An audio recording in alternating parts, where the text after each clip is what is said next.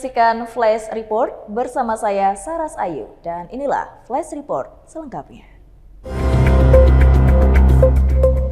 Presiden Prabowo Subianto melakukan perombakan pimpinan Badan Gizi Nasional atau BGN. Kepala BGN Dadan Hindayana beserta dua wakilnya Lodeo Pusung dan Sony Sonjaya juga diberhentikan dari jabatannya. Pengumuman pergantian pimpinan BGN ini disampaikan Menteri Sekretaris Negara Prasetyo Hadi di Istana Negara, Jakarta pada Selasa malam. Keputusan ini menarik perhatian publik karena pada pagi harinya Dadan Hindayana masih mendampingi Presiden saat meninjau Satuan Pelayanan Pemenuhan Gizi atau SPPG di Palmerah, Jakarta Barat. Sebagai pengganti, Presiden menunjuk Nani Estiang yang sebelumnya menjabat Wakil Kepala BGN Bidang Komunikasi Publik dan Investigasi. Sementara posisi Wakil Kepala BGN diisi oleh Agustina Arumsari dan Maijen TNI Trenggono. Pemerintah menjelaskan pergantian ini merupakan hasil evaluasi menyeluruh terhadap kinerja Badan Gizi Nasional dalam 1,5 tahun terakhir, terutama terkait pelaksanaan program makan bergizi gratis yang menjadi salah satu program prioritas pemerintah. Meski terjadi perubahan pada jajaran pimpinan, pemerintah memastikan bergizi gratis akan tetap berjalan sesuai target.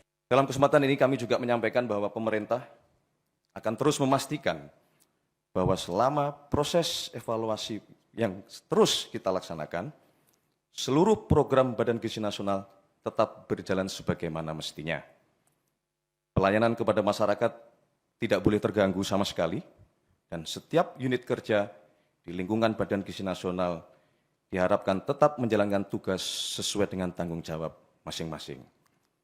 Pemerintah sekali lagi menegaskan bahwa pergantian kepemimpinan ini tidak akan mengganggu komitmen kita di dalam menjalankan program makan bergizi gratis yang dilaksanakan oleh Badan Gizi Nasional.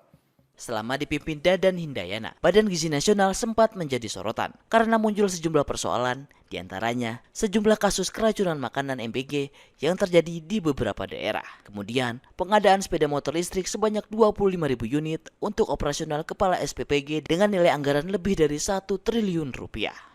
Dengan kepemimpinan baru, pemerintah berharap program makan gizi gratis dapat berjalan lebih efektif, tepat sasaran, dan memberikan manfaat yang lebih besar bagi peningkatan gizi, serta kualitas sumber daya manusia Indonesia. Tim Liputan, Eljon Media melaporkan.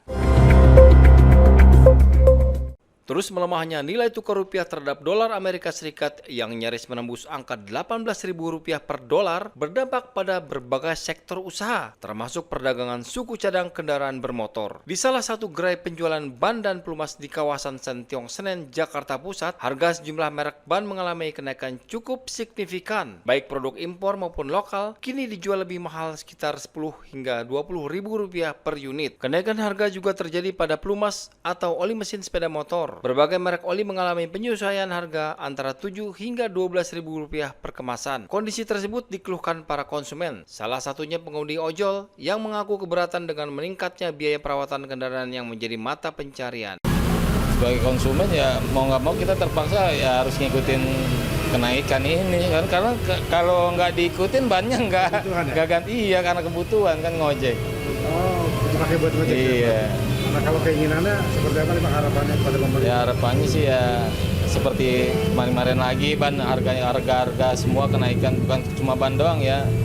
Semua kebutuhan bisa turun lagi harganya biar bisa terjangkau lah buat kalangan orang-orang menengah ke bawah. Sepadan nggak sih Bang pendapatan Abang sebagai pengemudi ojek dengan harga suku cadang yang terjadi saat ini? Kalau dibilang sepadan ya nggak sepadan juga sih. Maksudnya ya kita cukup-cukupin aja, kita sisihin paling. Dipaksain ya? Iya dipaksain, kalau enggak kita nggak bisa narik.